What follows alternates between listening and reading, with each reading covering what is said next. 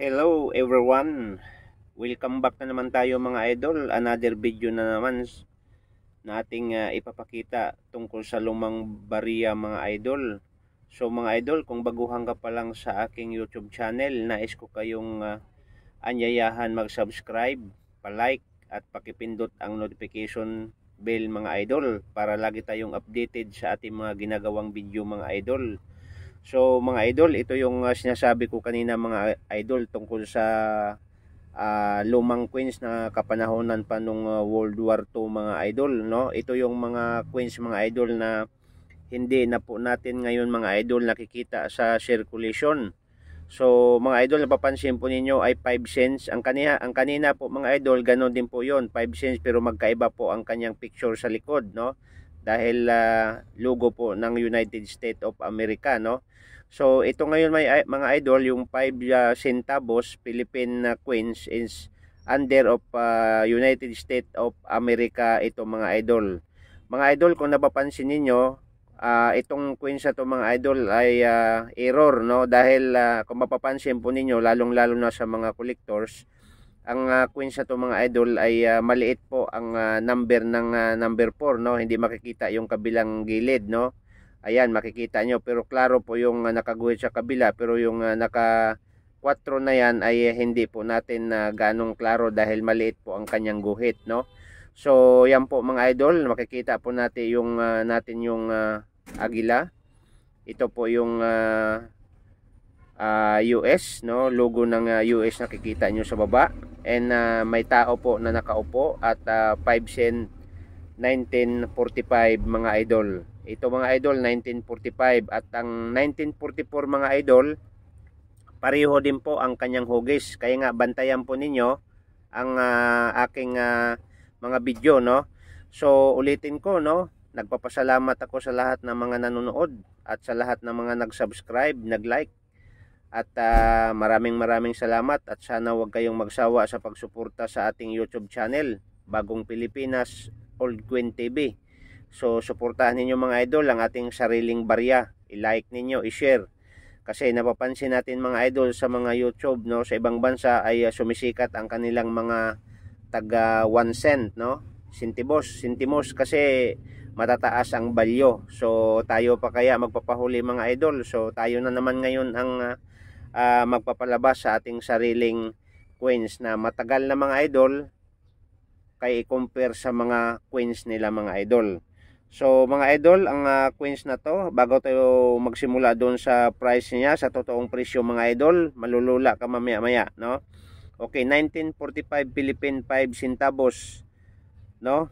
So English series, tandaan nyo mga idol ha, itong coins na to ay nasasakop pa ng English series, kaya nga United States of America, no, ang kanyang nakalagay, no? So mga idol, ang 1945 at saka 1944, no, so bali isang taon lang po ang pagitan na ginawa. Kailang magkaiba mga idol ang kanilang dami ng kanilang mintage, no? So papunta tayo mga idol doon sa ang mintage ng 1945, no? Ang mintage po niya mga idol ay 14,040,000 lang mga idol ang kanyang mintage, no? Tandaan nyo mga idol, 14,140,000, no? Ibig sabihin 14 million, no? 14 million 40,000 lang mga idol ang mintage nito, kaya pala mataas mga idol ang presyo nito. At ang mintage mga idol sa 1944 ay 72,796,000.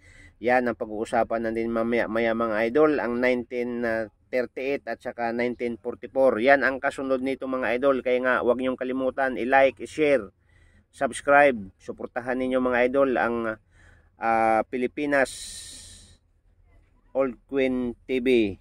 Okay, so saan siya inisyo mga idol? Siyempre sa Pilipinas. Anong year? 1945, no? Ang value po niya mga idol ay 5 centavos. Composition nickel, brass, copper, no?